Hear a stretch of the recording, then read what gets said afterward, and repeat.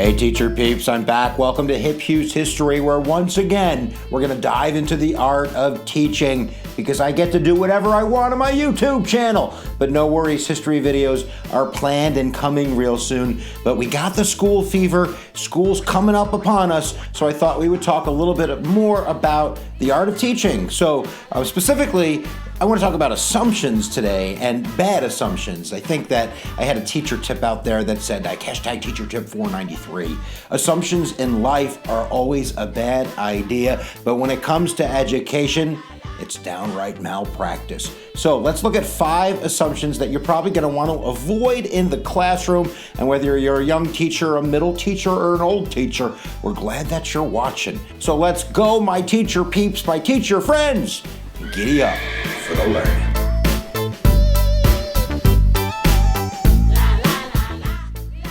So number 1, you're not going to like it. I know you're not going to like it. And it's that never assume that kids are going to respect you because you are the teacher. And I know they probably should. At least I knew. I grew up in the 80s and you just had to respect your teachers. I guess that was the good old days. But honestly, if I'm being honest, and it's my YouTube channel, so I'm going to be honest, I think, respecting them out of submission. It was either because the teacher was really mean or I knew I would get in trouble when I went home. So I don't think I really respected them. I obeyed their wishes. Let's put it that way. But I think that we would all agree that if we want a really strong chance at good learning in the classroom, you're going to want a relationship that's built on honesty and a relationship that's built on mutual respect. So I've come to figure out that most kids don't respect teachers today because you're the teacher. We are the professionals. We have to deal with the customer at the door, and that's the customer. So I always kind of told myself that don't expect it. I kind of have to expect that the kid might have a chip on their shoulder or have a bad experience with other teachers. We're never taught that you need to respect your elders. That's just not part of the way they see the world. It's not part of their paradigm. So I learned that I had to be the one to break bread. I had to form a relationship with that kid. I had to earn that kid's respect, and not in a pandering way, but in an authentic way, using humor with them, noticing a new haircut. I used to follow them in the hall, and I would mumble about class content till the kid looked at me. I would just go out of my way to make sure that kid knew that I knew that that kid was there, that they existed, that they had another adult in their life that, whether they liked it or not, liked them for some weird reason, not a creepy reason, an educational reason. And that generally would turn that boat around. When you are being authentic, kids generally respect that, and they'll start giving it back to you. So number 1, don't expect it. You're going to be let down. You're going to have, sad face emoticons all over your Facebook if you expect it. So don't assume they're going to respect you. Just be real with them. Be patient with them, and it'll all come together. Let's look at another one.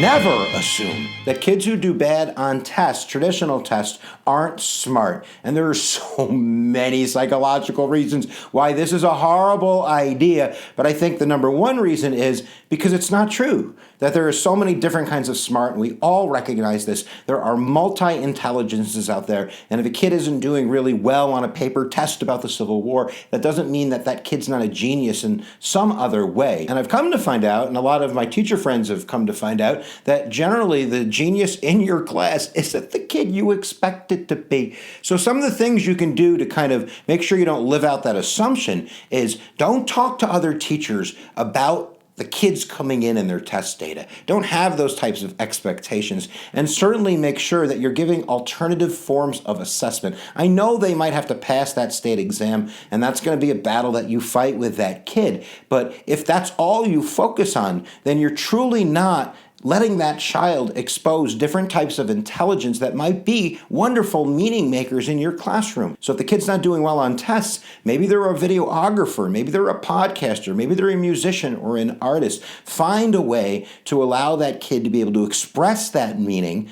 and I think that the content will come easier for that kid. But don't assume that if they have the little bar graph on the test with the dots and the pencils and such, that kid's not a freaking genius.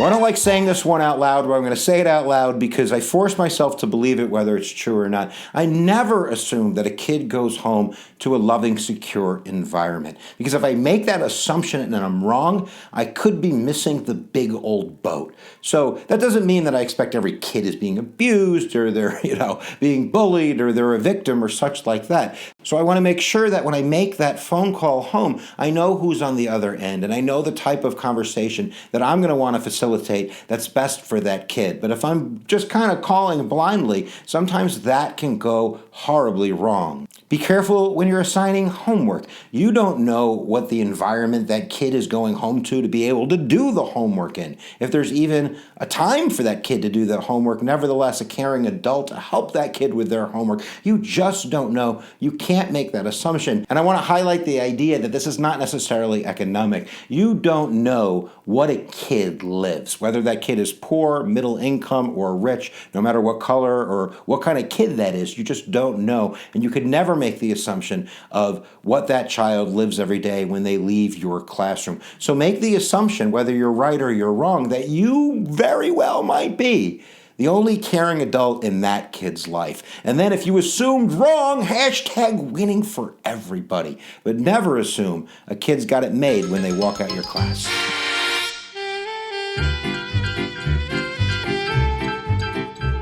I don't know if I believe this one. I'm going to say it out loud anyway because I'm going to make myself believe it.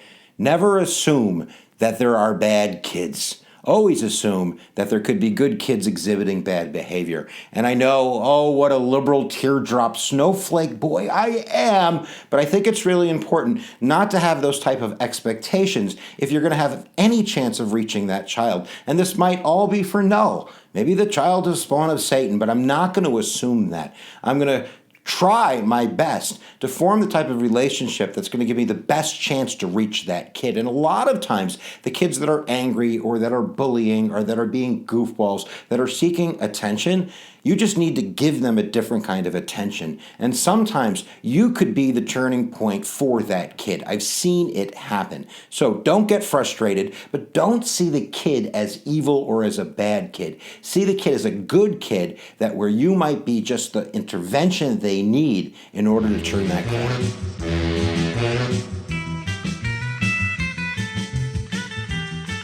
So for our last one, I'm going big. Never assume that you can't change a kid's life. I think that we have to at least transmit the idea to our kids that we're not just there to be teachers of content. We're not just there to get them to pass the exam.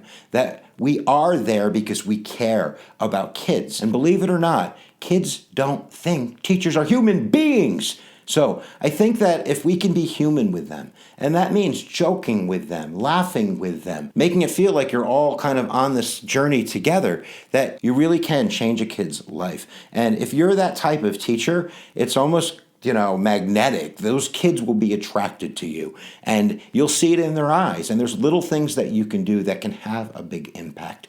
It might just be whispering to a kid who's on the floor looking sad, "This too shall pass," man. Just always remember that. This too shall pass. And it could be those words that literally could change that kid's life. And if you see yourself as that magic maker, as the person that has the potential to change another person's entire universe, then you're going to do it more often. Little things. I used to write notes that would say something to the effect of, "You're more important than you think you are." And I'd kind of fold it up and slip it into some of those kids who I were talking about where you just knew that they were sad. It didn't mean I needed to be their counselor, their friend, their social worker, their psychologist. It just meant that I was open to the idea that because we're going to be interacting, because we're in the same classroom, because I know you and you know me, that there's a chance that I can set you free. I just did that because it rhymed. That really made no sense. But I hope that you learned something from my video, 5 assumptions to avoid if you're in the EDU field. And I certainly hope that if you haven't subscribed, you do that now, or check us out online at www.hiphughes.com. You can go to the video arsenal. We have like 500 videos. They're all organized in neat little sock drawers on the internet. So check us out and leave a comment down below. Let's have that discussion as professionals. And I promise for my history lovers, we'll have a blazer are on next time and we'll dive into a history lecture. But for now, my friends, I say adieu. And I always say where attention goes, energy flows. Again, horrible rhymer, not a bad teacher.